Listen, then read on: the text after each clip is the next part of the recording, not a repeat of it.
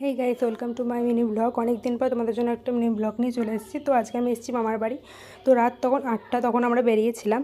তো বেরিয়ে আমি, বাবা, মাসির ছেলে, মা, ভাই, তো বেরিয়ে 6টা আইসক্রিম কিনেছিলাম। 6জন ছিলাম যেহেতু। তো আমরা দেখতেই পাচ্ছি আইসক্রিম খাচ্ছি একসাথে।